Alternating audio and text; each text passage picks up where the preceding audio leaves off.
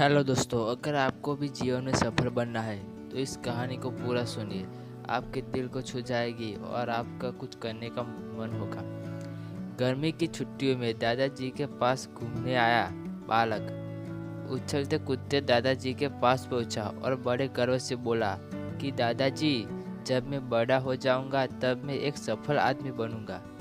क्या आप सफल होने के कुछ उपाय बता सकते हैं? दादाजी, हाँ, मैं सर हिला दिया और बिना कुछ कहे लड़के का हाथ पकड़ा और उसे करीब के पौधशाले ले गए। वहाँ जाकर दादाजी ने दो छोटे छोटे पौधे खरीदे और घर वापसी आ गए। वापस आके उन्होंने एक पौधा घर के बाहर लगा दिया और दूसरा पौधा गले में लगाकर घर के अंदर रख दिया।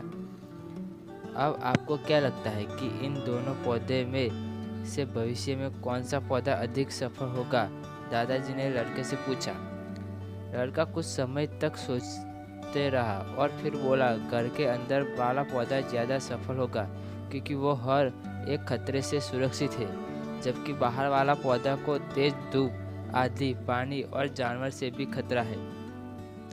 दादाजी ने बोला, चलो देखते हैं आगे क्या होता है, और वह अखबार उठाकर पढ़ने लगे। दादाजी ने दोनों पौधों पर ज़्यादा ध्यान देते रहे और समय बीत गया। 3-4 साल बाद जब एक बार फिर वह लड़का अपने माता पिता के साथ गांव घूमने आया, तब अपने दादाजी को देखा तो देखते ही बोला, दादाजी, पिछले बार मैंने आपसे सफल होने के कुछ उपाय मांगे थे। आपने तो कुछ भी नहीं बताया था, पर इस बार आपको कुछ बताना ही होगा। दादाजी मुस्कुराए और लड़के को उस जगह ले गए जहाँ उन्होंने लंगर में पौधे लगाया था। अब वहाँ पौधा एक पेड़ में बदल चुका था। लड़का बोला, देखा दादाजी, मैंने कहा था ना कि ये वाला पौधा ज़्यादा सफल होगा। दादाजी ने बोला कि अरे पहले बाहर वाले पौधे का हाल तो देख लो। और यह कहते हुए दादाजी ने लड़के को बाहर ले गए। बाहर एक विशाल पेड़ गर्व से खड़ा था। उसकी शाखाएं दूर तक फैली हुई थी और उसके छांव में खड़े राहगीर आराम से बात कर रहे थे। अब दादाजी ने पूछा, बताओ कौन सा पौधा ज़्यादा सफल हुआ? लड़का कुछ शर्माते हुए बोला, बाहर वाला। लेकिन ये कौन संभव है? बाहर तो उसे ना जाने कितने खतरे का सामना करना पड़ा होगा। दादाजी मुस्कुराए और बोले, हाँ, बाहर वाला पौधा को बहुत सी चीज़ से सामना करना पड़ा, लेकिन समस्या का सामना करने से आपने फायदे भी तो हुए।